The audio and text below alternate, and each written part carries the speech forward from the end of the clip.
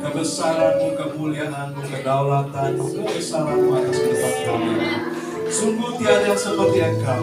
Seperti pujian yang kami angkat di hadapan Tuhan, tidak ada yang seperti Engkau. Tidak ada yang menyamai Engkau ya Bapa. Tidak ada yang menyamai keagungan-Mu Bapa. Kami bersujud Tuhan. Kami merendahkan diri dalam nama Engkau Bapa. Terima kasih Bapa. Biarlah saat ini Engkau nyatakan isi hati-Mu atas setiap kami. Engkau nyatakan firman-Mu atas setiap kami. Engkau sampaikan isi hati-Mu atas setiap kami. Biarlah apa yang Engkau sampaikan bagi setiap kami di siang hari ini mengubahkan seluruh kehidupan kami Bapa. Mengubahkan kami Bapa menjadi semakin serupa seperti Kristus. Pakai hamba-Mu untuk menyampaikan isi hati-Mu. Biarlah kami boleh belajar kebenaran firman-Mu. Kami boleh menerima pemahaman-pemahaman yang baru kebenaran firman-Mu ya Bapa di siang hari. Ya Roh-Mu yang kudus mengambil alih segala hati dan pikiran kami Bapa. Lembutkan hati kami. Tidak ada seorang pun di antara kami yang mengeraskan hati ketika Engkau berfirman di hadapan kami Tuhan di tengah-tengah kami Bapa. Terima kasih Yesus. Terima kasih ya Raja kami. Kemuliaan, hormat, pujian bagi Engkau di tempat yang maha tinggi. Di dalam nama Tuhan Yesus kami siap mendengarkan firman-Mu Bapa. Haleluya. Amin. Salam selamat siang.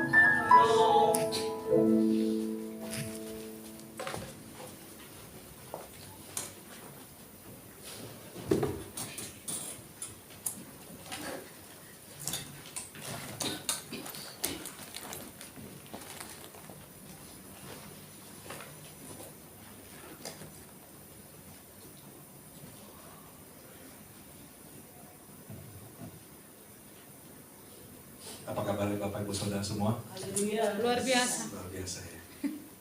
Puji nama Tuhan. Yes, haleluya. Dalam tema bulan ini gereja kita mengangkat tema kasih yang mengubahkan. Kasih Allah tentunya ya. Kasih Allah yang mengubahkan seluruh kehidupan. Ayat di dalam bulan ini diambil dari Kolose yang pertama, ayat yang ke-6. Saya bacakan untuk Anda semua, demikian firman Tuhan. Yang sudah sampai kepada kamu, Injil itu berbuah dan berkembang di seluruh dunia. Demikian juga di antara kamu sejak waktu kamu mendengarnya dan mengenal kasih karunia Allah dengan sebenarnya.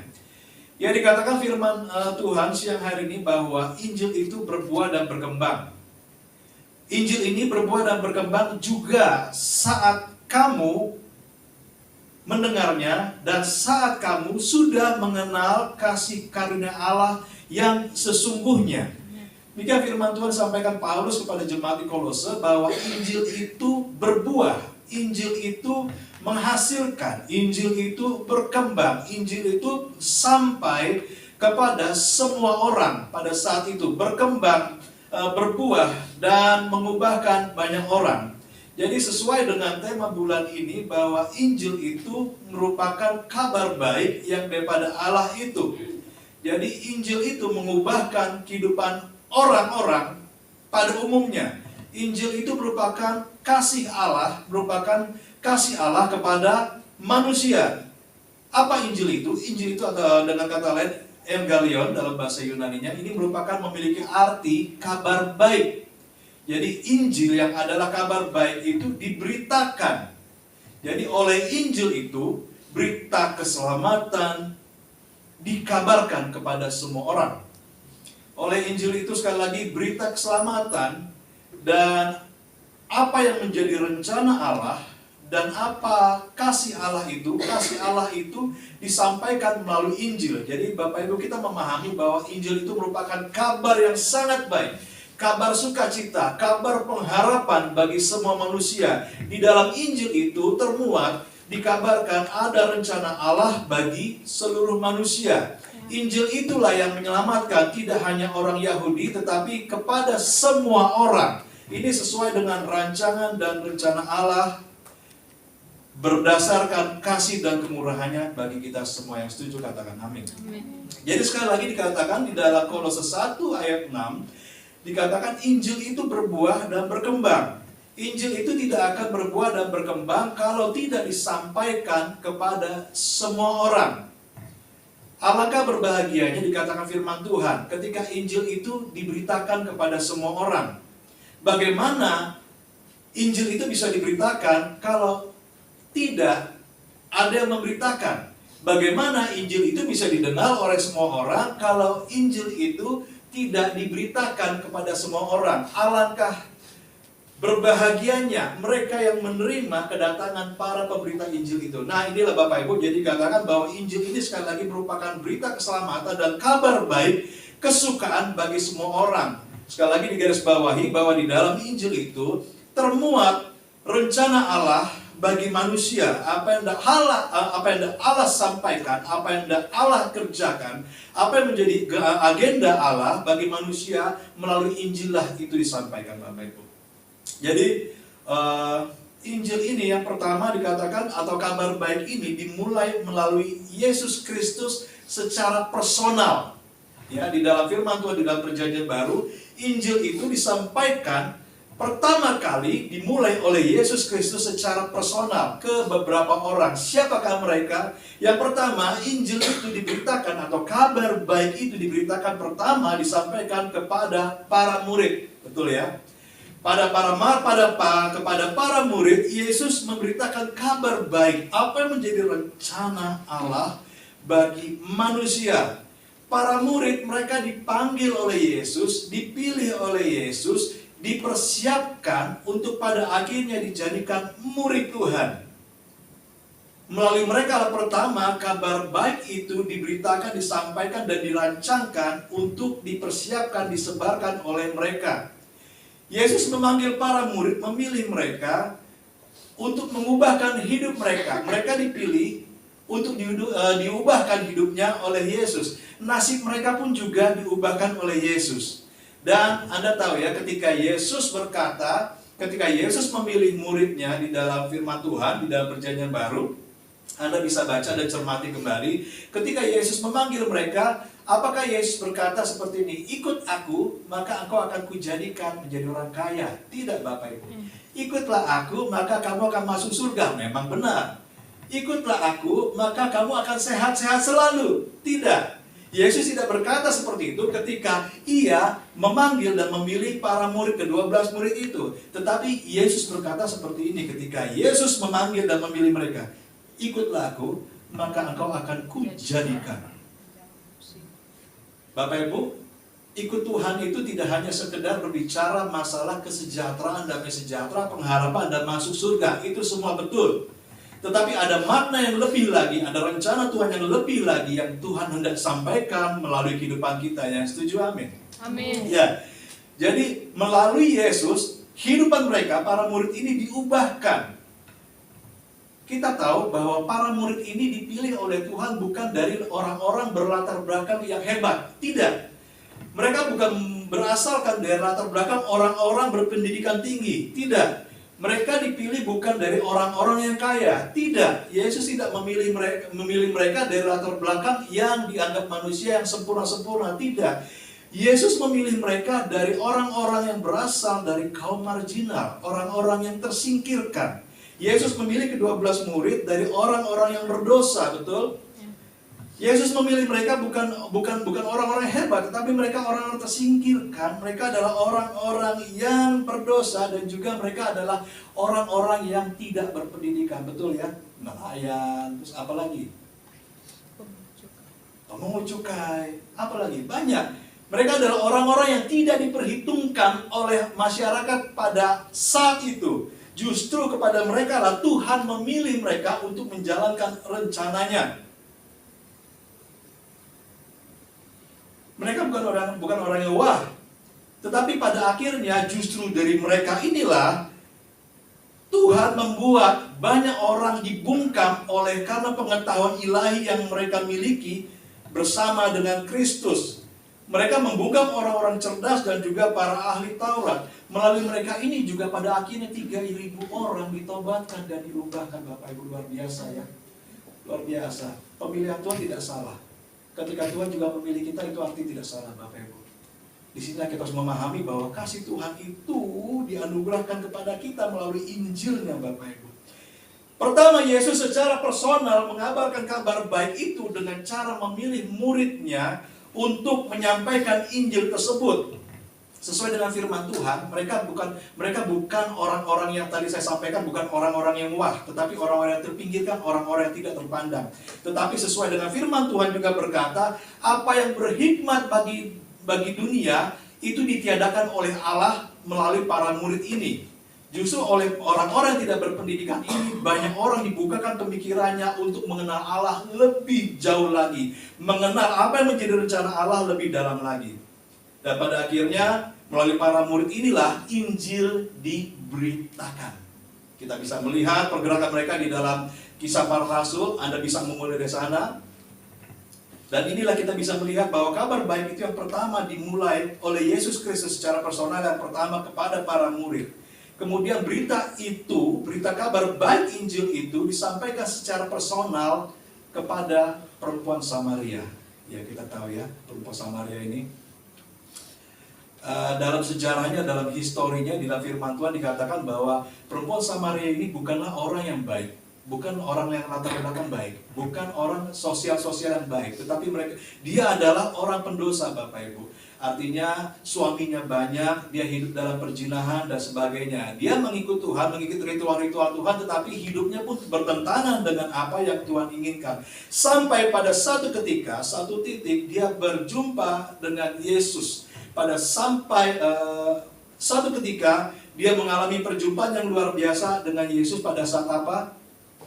Pada saat dia menimba air. Kalau kemarin kata Yos, jam berapa?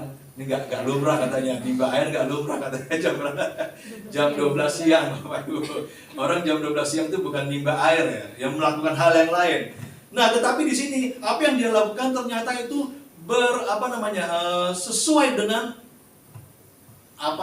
sesuai dengan rangkaian rencana Tuhan. Yesus menemui perempuan ini berbicara secara personal, berbicara mengenai kerajaan Allah, berbicara mengenai rencana Allah, berbicara mengenai siapa dia, memperkenalkan siapa dia kepada wanita ini dan mengubahkan hidupnya sampai pada saatnya melalui perempuan ini dia pun juga mengubahkan hidup seisi kota. Luar biasa, Bapak Ibu ya. Dari orang yang tidak terpakai, dari orang yang tidak dikenal, dari orang yang tidak diperhitungkan, Tuhan memakai orang itu, Tuhan memakai perempuan ini, Bapak Ibu. Kabar baik itu disampaikan melalui Yesus kepada para murid, kepada perempuan Samaria ini. Orang yang tidak dianggap oleh dunia, tidak dianggap oleh orang-orang sekitarnya, namun mengubahkan hidup orang di sekitarnya. Karena kasih Allah sudah dianugerahkan kepada orang-orang tersebut secara langsung oleh Yesus Kristus. Dan juga kabar baik itu disampaikan kepada perempuan yang kedapatan berzina, Bapak Ibu.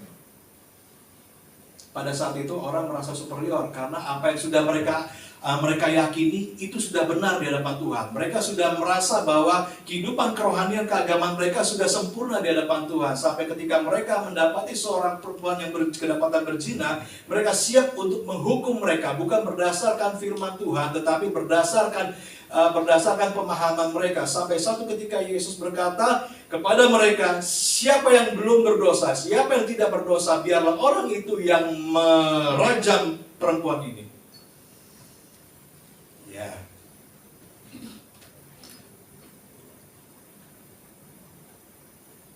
Ketika Yesus melakukan hal tersebut, maka perempuan ini pun datang kepada Yesus. Dan Yesus berkata apa? Aku tidak menghukum kau. Luar biasa.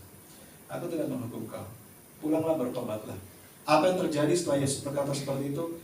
Ketika dia berjumpa dengan Yesus pada saat itu, ketika Yesus mengampuni dosanya, maka kehidupannya berubah. Dia menjadi pengikut Yesus yang setia. Bahkan Alkitab pun mencatat, dialah yang mengeluarkan uang tabungannya untuk membeli apa? Minyak narwastu yang sangat mahal untuk mengurapi persiapan kematian Yesus, Bapak Ibu. Dia diubahkan hidupnya oleh karena kasih Tuhan di dalam kehidupannya. Kabar baik itu juga disampaikan oleh Yesus secara personal kepada seorang yang bernama Zakheus, Bapak Ibu. Kita tahu semua kisah mengenai Zakheus ini. Sama. Dia adalah orang yang tersingkirkan, public enemy kalau bahasa sekarang ya, musuh masyarakat. Orang yang tidak disukai karena pada saat itu dia dianggap sebagai pemberontak bangsanya. Pro kepada pemerintahan Romawi, menjadi kaki tangan orang Romawi, menjadi pemungut cukai. Pemungut cukai itu ada profesi yang dibenci oleh orang pada saat itu, yang sangat dibenci karena dianggap sebagai orang yang kafir, orang yang tidak pro pada bangsanya, tetapi mengkhianati bangsanya. Tetapi apa yang terjadi? Satu ketika Yesus pun juga menemui Zakheus secara personal. Apakah Yesus sebelumnya sudah mengenal Zakheus? Belum, Bapak Ibu. Sampai satu ketika Yesus berkata, Zakheus, turunlah, aku hendak nginap di tempatmu, aku hendak bermalam di tempatmu. Orang ini belum pernah mengalami perjumpaan dengan Yesus sebelumnya, tetapi Tuhan tahu apa yang menjadi kebutuhan si Zakheus ini, apa yang menjadi kerinduan Zakheus ini, apa yang didamba-dambakan, yang menjadi pengharapan dalam kehidupannya, yaitu memiliki kasih Tuhan, menerima kasih Tuhan. Dan setelah Yesus pun juga bertemu dengan dia, akhirnya pun juga dia mengalami perubahan. Oleh karena apa? Karena kasih Tuhan di dalam kehidupannya Bapak Ibu. Sehingga dia berkata, 4 kali lipat yang sudah kutarik daripada kalian akan kukembalikan. Kukembalikan 4 kali lipat. Mungkin sekarang istilahnya DC ya, debt collector dan sebagainya. Tetapi ini yang dikatakan, dia mengalami perubahan ketika dia mengalami perjumpaan dengan Yesus. Dia menerima Injil itu secara personal melalui Yesus. Bapak Ibu, ini yang dikatakan kasih Tuhan dianugerahkan kepada orang-orang ini secara personal melalui Yesus. Sehingga pada akhirnya mereka pun juga diubahkan hidupnya, dan hidupnya pun berdampak, Bapak Ibu. Yang menjadi pertanyaan bagi kita adalah, sudahkah kita mengalami perjumpaan dengan Tuhan? Sekalipun kita sudah menjadi anak Tuhan bertahun-tahun, Bapak Ibu. Apakah kita sudah mengalami kasih Tuhan dalam kehidupan kita? Inilah yang harus kita sungguh sadari, bahwa kasih Tuhan itu selalu baru dalam kehidupan kita, Bapak Ibu. Hal yang pertama bahwa saya sampaikan bahwa kabar baik itu dimulai melalui Yesus Kristus sehingga mengubahkan kehidupan orang banyak. Dan juga hal yang kedua, tahukah Bapak Ibu bahwa kasih yang mengubahkan itu diberikan pada Tuhan itu melalui proses, Bapak Ibu. Jadi artinya perubahan yang sempurna itu di dalam kehidupan orang percaya itu dianugerahkan Tuhan dengan proses yang harus dilewati, proses yang tidak enak. Perubahan hidup tidak akan terjadi ketika kita tidak mau merelakan hidup kita dikerjakan oleh Tuhan dan firman-Nya. Setuju ya?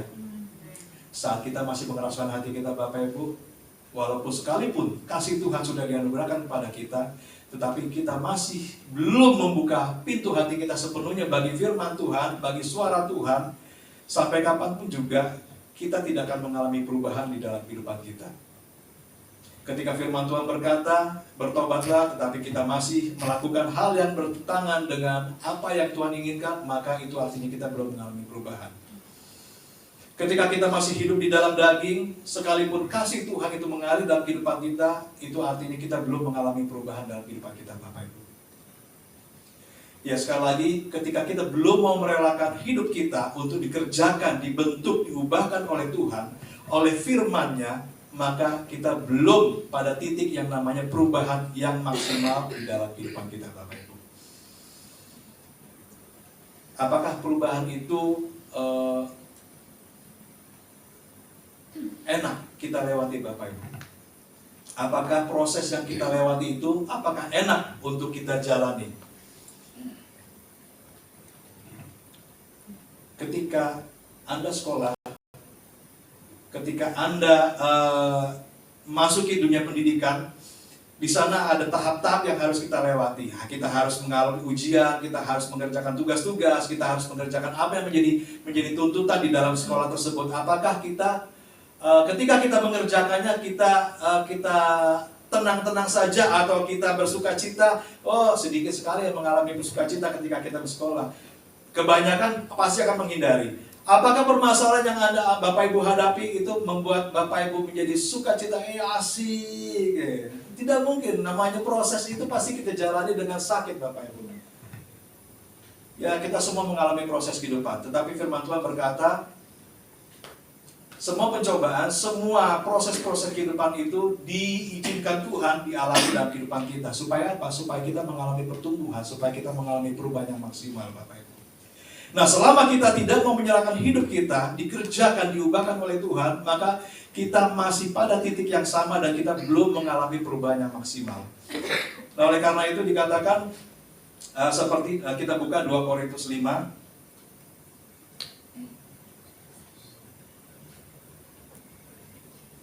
2 Korintus 5 ayat yang ke-14.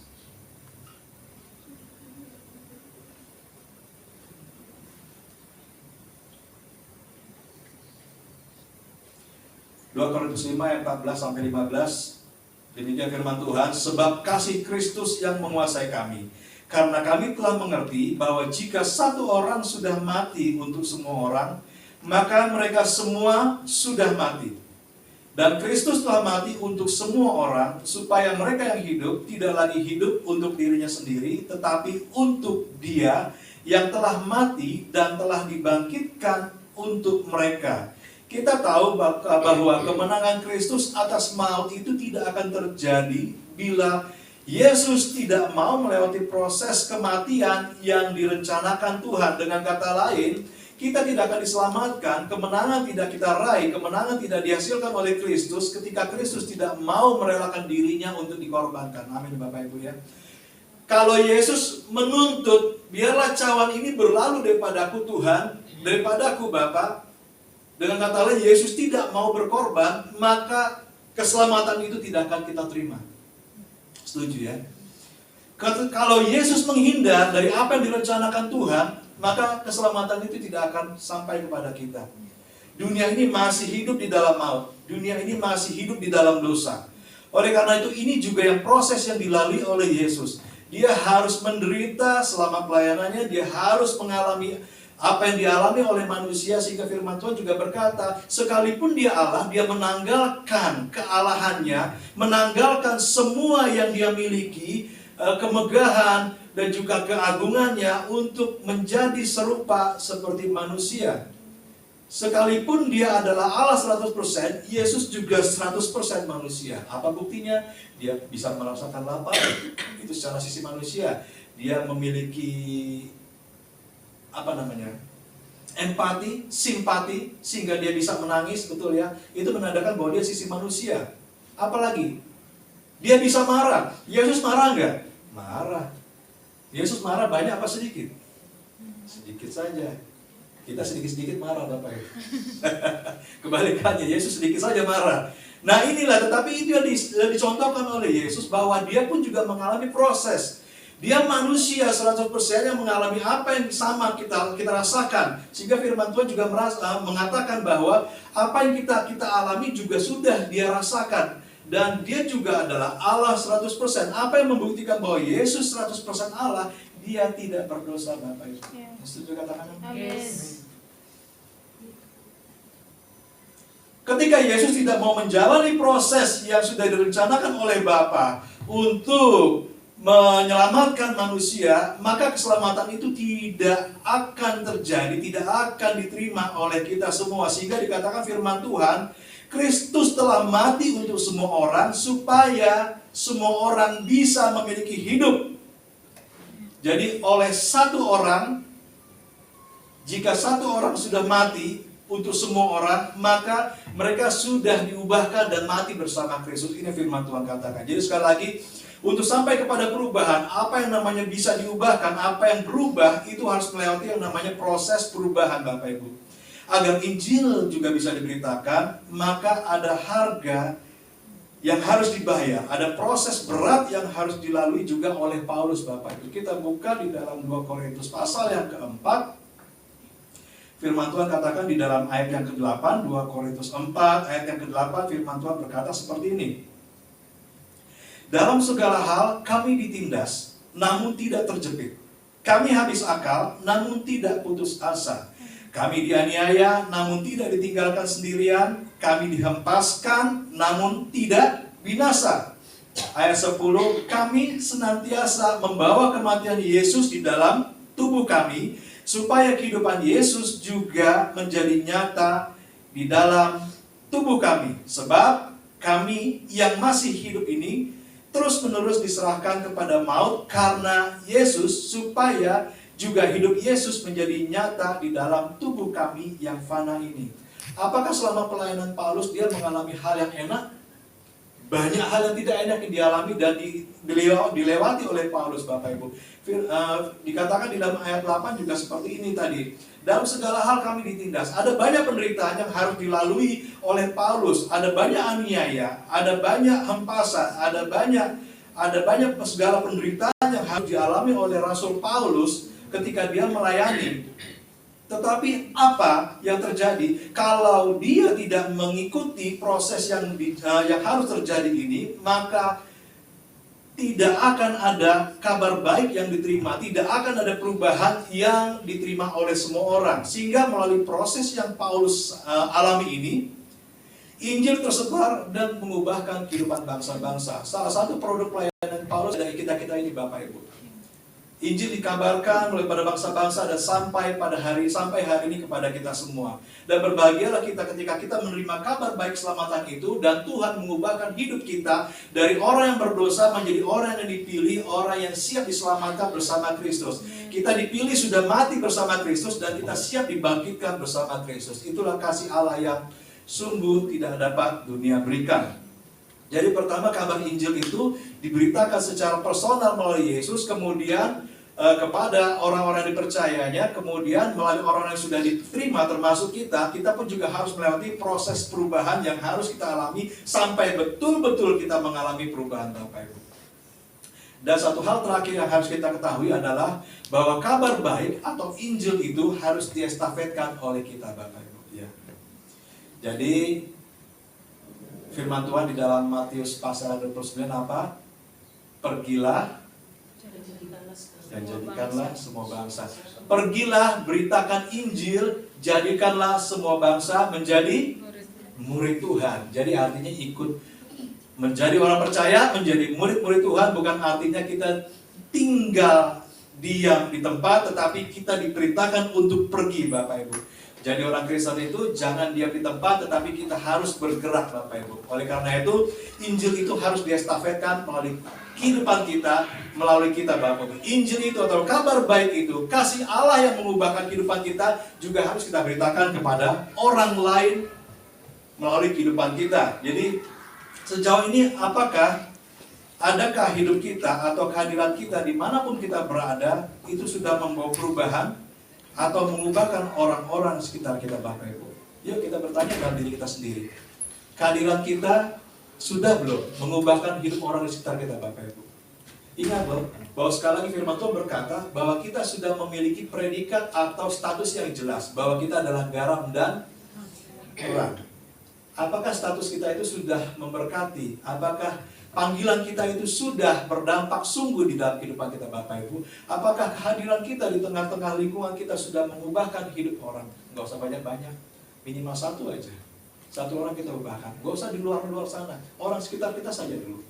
Orang di dalam rumah kita, apakah kita sudah ubahkan? Ya Bapak Ibu, ingatlah panggilan kita. Oleh karena kita dikasih oleh Tuhan, Tuhan mengubahkan hidup kita dan mengubah status kita dari orang berdosa menjadi terang dan garam, menjadi anak-anak Tuhan. Oleh karena itu ingatlah, kita harus melanjutkan karya Tuhan di dalam kehidupan kita, mengubahkan orang-orang yang ada sekitar kita Bapak Ibu. Jangan kehadiran kita justru dihindari Bapak Ibu. Sangat sedih sekali ketika kita adalah anak Tuhan, notabene adalah orang Kristen, tetapi kehadiran kita malah dihindari Bapak Ibu. Kehadiran kita bukan menjadi garam, tetapi kehadiran kita justru bukan menjadi garam. Tawar rasanya. Ya, kita semua pernah, kita pun juga pasti sering ya melihat anak-anak Tuhan yang notabene anak Tuhan, tetapi di dalam lingkungannya justru menjadi pencemooh, justru memecah belah, justru apalagi melakukan hal yang tidak sesuai dengan firman Tuhan. Tetapi artinya adalah ketika kita melihat itu, justru itu harus menjadi cambuk kita Bapak Ibu. Harus memecut kita harus lebih baik dari orang itu. Setuju katakan amin? Ketika kita melihat anak Tuhan tetapi hidupnya tidak sesuai dengan firman Tuhan, itu harusnya menjadi cambuk bagi kita. Kita harus lebih jauh lebih baik dari dia. Yesus juga berkata, kalau kehidupan kerohanianmu tidak lebih baik dari para ahli Taurat, itu artinya hidup kita tidak ada artinya di hadapan Tuhan. Kita tidak berdampak bagi Tuhan Bapak Ibu. Sejauh ini menjadi pertanyaan bagi kita, apakah kehadiran kita sudah mengubah hidup orang sekitar kita? Tidak usah banyak-banyak, satu orang saja. Saya punya pengalaman seperti itu. Ini berbicara masalah murid saya dari yang tidak baik, sampai satu ketika saya mengadakan pendekatan dengan dia, saya memberitakan firman dengan dia, sampai akhirnya dia pun senang ketika saya melayani dia secara personal dan itu mengubahkan hidupnya dia, dan dia banyak bercerita bahwa perubahannya itu sangat signifikan. Artinya saya senang bahwa Tuhan memakai hidup saya untuk mengubahkan anak ini Bapak Ibu. Ya tidak hanya murid saya, ada juga beberapa orang juga yang pernah, walaupun tidak ada dihitung pakai jari nggak sampai 5 Bapak Ibu, tetapi artinya saya bersyukur Tuhan masih memakai hidup saya. Ini Bapak Ibu, mintalah sama Tuhan, Tuhan kalau saya ada hari ini, jangan biarkan saya nganggur Tuhan. Pakai hidup saya, jadikan saya, walaupun hanya sedikit saja bisa saya berikan, tetapi biarlah apa yang bisa saya lakukan pada orang itu mengubahkan hidupnya. Itulah Bapak Ibu kita minta pada Tuhan. Ingatlah kabar baik, kasih yang Tuhan sudah anugerahkan pada kita, harus kita lanjutkan pada orang-orang sekitar kita Bapak Ibu. Kita harus bertanggung jawab mengestafetkan kasih Allah. Sekali lagi, firman Tuhan berkata, pergilah, beritakanlah kabar baik, ubahlah kehidupan semua orang, ubahlah kehidupan orang sekitarmu, jadikan semua orang menjadi murid Tuhan, bukan menjadi Kristen. No. Firman Tuhan tidak berkata seperti itu, jadikan semua orang menjadi orang Kristen. Tidak. Tetapi jadikan semua orang menjadi murid Kristus, yang hidupnya seperti Kristus, serupa seperti Kristus. Karena sekali lagi, Yesus hadir di dunia ini bukan membawa agama, tetapi bagaimana cara hidup yang berkenan di hadapan Tuhan. Kasih Allah yang harus mengubahkan orang lain, kasih Allah yang harus mengubahkan kehidupan orang lain melalui kita Bapak Ibu. Jadi jangan sampai kehadiran kita di tengah-tengah lingkungan kita tidak mengubahkan hidup orang lain, sehingga orang itu masih pada keadaan atau posisi yang semula hidup di dalam dunia. Dengan kata lain, yuk kita berlomba mengubahkan hidup orang lain, jangan sampai dunia mengubahkan kehidupan mereka Bapak Ibu. Ini menjadi panggilan dan tugas kita sebagai anak-anak Tuhan. Kasih Tuhan sungguh sempurna, kasih dan karya Tuhan sempurna di dalam kehidupan kita. Oleh karena itu biarlah kita juga mengestafetkan dan juga memberikan kasih Tuhan itu melalui kehidupan kita. Jadi anak Tuhan, jadi orang Kristen, kehidupannya harus berdampak. Kita harus menjadi orang yang dirindukan, bukan dihindari Bapak Ibu. Setuju ya? Susah nggak menjadi orang yang dirindukan? Susah. Tapi ketika kita memiliki keintiman dengan Tuhan, beda ceritanya Bapak Ibu. Cara kita berbicara juga berbeda, cara kita berpikir berbeda, kita bekerja berbeda, cara kita hidup pun juga pasti akan berbeda, Bapak Ibu. Yuk kita berlomba, seperti Paulus katakan, berlomba sampai kepada garis finish untuk menjadi serupa seperti Kristus, Bapak Ibu. Menjadi serupa seperti Kristus, bukan serupa seperti dunia ini, Bapak Ibu. Kita yang harus mengubahkan dunia ini, bukan dunia yang mengubahkan kita, Bapak Ibu. Kita yang harus menggarami dunia ini, bukan dunia yang menggarami kita, Bapak Ibu. Jangan sebaliknya. Ingat identitas kita, ingat panggilan kita, mari kita kerjakan, karena kasih Allah sungguh sempurna dalam kehidupan kita. Kasih Allah yang mengubahkan hidup kita, memindahkan posisi kita dari orang yang tidak dianggap menjadi orang-orang pilihan Tuhan, Bapak Ibu. Dari orang yang berdosa menjadi orang yang sudah diampuni dan memiliki hidup yang kekal, yang sudah dirancangkan untuk hidup yang baik dan penuh damai sejahtera. Ya Bapak Ibu, hari ini kita diingatkan kembali melalui firman Tuhan bahwa kasih Allah itu mengubahkan kehidupan kita. Kasih agape yang bisa mengubahkan hidup kita. Kasih manusia belum tentu bisa mengubahkan kita, hanya kasih agape itulah yang sempurna, yang bisa mengubahkan hidup kita dan juga bisa kita lanjutkan untuk mengubahkan kehidupan orang lain. Mari kita serahkan hidup kita kepada Tuhan. Mari kita sampaikan apa yang menjadi kehidupan kita pada Tuhan. Biarlah hidup kita sungguh berarti dan bermakna. Hidup kita juga mengubahkan orang-orang sekitar kita, dan sehingga orang lain boleh melihat bahwa Tuhan ada di dalam kehidupan kita. Tuhan memberkati, kita berdoa. Terima kasih untuk kebenaran-Mu yang mengingatkan kami kembali, Bapa, bahwa kami dipanggil untuk menjadi serupa seperti Engkau, bahwa kehadiran kami sudah Kau tentukan untuk menyatakan kerajaan-Mu dalam kehidupan kami. Biarlah di dalam setiap aspek kehidupan kami, di dalam setiap langkah-langkah kehidupan kami, Kristus nyata dalam kehidupan kami, ya Bapa. Biarlah hari ini kami semakin diubahkan, kami semakin diperbaharui. Kami berterima kasih untuk kasih-Mu yang luar biasa, karya-Mu yang luar biasa atas kehidupan kami. Kami percaya bahwa apa yang sudah Kau anugerahkan tidak akan sia-sia di dalam kehidupan kami, Tuhan. Biarlah karya-Mu terus Engkau anugerahkan, dan Kau terus bekerja dalam kehidupan kami, terus menjadikan kami menjadi semakin serupa, semakin hari semakin serupa seperti Kristus. Terima kasih Tuhan. Kami menyerahkan hidup kami seluruhnya ke dalam tangan-Mu. Biarlah apa yang Kau sampaikan bagi kami siang hari ini sungguh mengubahkan hidup kami, Bapa. Demi nama Tuhan Yesus kami mengucap syukur dan terima kasih.